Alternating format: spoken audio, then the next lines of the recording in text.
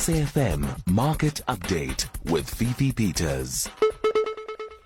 So let's get into what is happening in the sugar industry. You'll recall that last week we had the decision coming out of a big sugar producer in the sector, Tongaat, that it was going into business rescue. It said it had to. It's got a whole lot of debt, and it was struggling to find new lenders, as it were. Even its existing lenders were struggling to justify how it could give it more money and where the ability of Tongaat to repay the money would come from. And this resulted in the entering of business rescue of the company. So this has left a bitter taste in the mouths of a few players, particularly the small-scale cane growers that do also supply Tongaat with sugar. So they were due to receive payment for doing so, for providing these services in September, but Tongaat missed that 400 million rand in payments that was due to them, around 4,300 cane growers. It missed it yesterday, I think, as a result of the actions of business rescue that have kind of given it a bit of wiggle room in terms of meeting its financial responsibilities, while the business rescue practitioners in the background try to get Tongaat on a more solid footing so that it can eventually pay who it owes.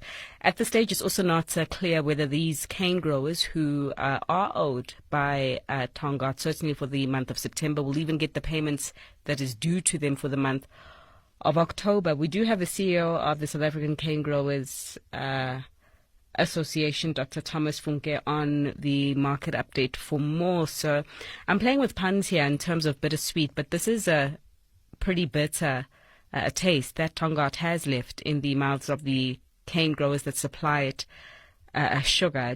Can you just give us a sense of what has happened to them so far and what Tongaat going into business rescue will mean for them? Yes, good evening. You summed it up very well. There's certainly a bitter taste in the mouth of the sugarcane growers. As of this weekend, the growers actually stopped delivering sugarcane to Tongaat, and that has forced the mills to a grinding halt,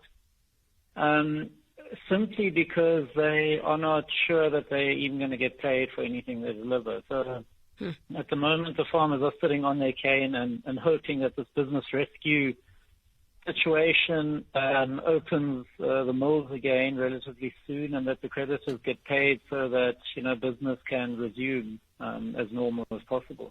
How much of the cane growers owed at this stage by Tongaat?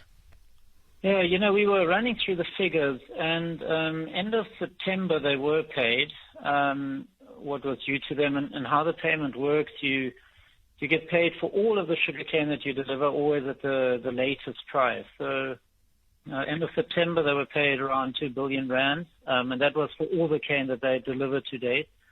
And then end of October there's a payment due, which would be an additional 400 million on what they had been paid in September. So that is the amount that hasn't been paid, and as a result, the growers are not delivering sugarcane. So at the moment, they're being owed 400 million. That is due to them for sugarcane that has already been converted into sugar, and that's basically sugar sitting on the shelves and was sold to customers. So you, as an association, are due to meet with the business rescue partners of Tongaat tomorrow. Help us understand how that meeting is going to go. I mean, what's on the agenda, top of mind? Yeah, I think as a start, it's probably a meet and greet, to see who they are and what their plan is. But what we certainly want to do is just elaborate on the impact that the closure of the mills can have on far-reaching rural areas of KZN, especially on the north coast. Tongaat is active in terms of sugarcane being harvested in 18 little towns spread throughout the north coast and Zululand. And our figures show that the farmers in those areas employ around 15,000 people.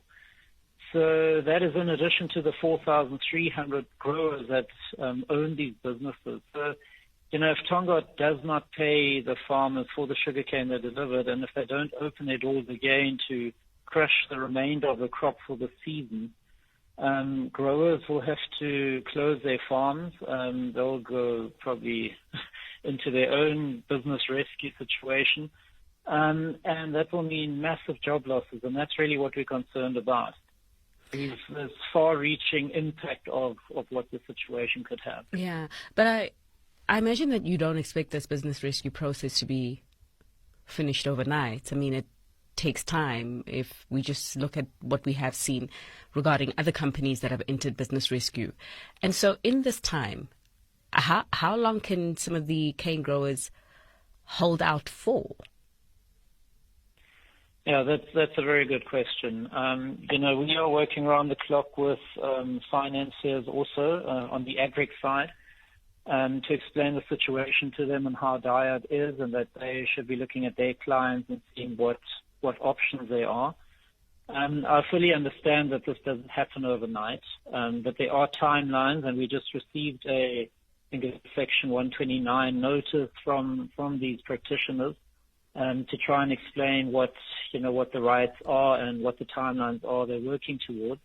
And hopefully that will, hopefully we can stick to those timelines, and then there's a bit more certainty as to when hopefully operations can resume, or, the company is sold off, or whatever the outcome is of their process. So I think that's really key for us, is certainty on process and on timelines, and sticking to those.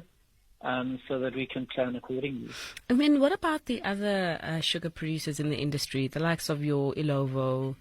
I think stand to be corrected, Crooks Brothers also make some sugar. RCL Foods, with their Salati brand. So are they not able to provide enough work for the cane growers just in the meantime while Tongaat's out? No, they've got their own growers in their own mill areas supplying them. So they are working around the clock. Sugarcane's being delivered as we speak. Sugar's being made, it's being packaged, it's being sold. So we don't foresee an immediate issue with the supply side. There's still quite a bit of cane to be crushed this season. The mills are only due to shut their doors in December, just before Christmas. So that's going full steam ahead, and that will keep the market supplied. And unfortunately, sugarcane is such a commodity that you can't transport it over long distances. It's a high bulk, low value product. So your radius around economic transport distance is around 60 kilometers, 40 to 60 kilometers. So that's how close you have to be to a mill in order to deliver your crop viably. So Ilovo mills, for example, are further away. RCL mills are in Mpumalanga and northern KZN, so they can't really help out. And they are full as it is. So it's really, the issue is in the North Coast and Zululand, and that has to be sorted out.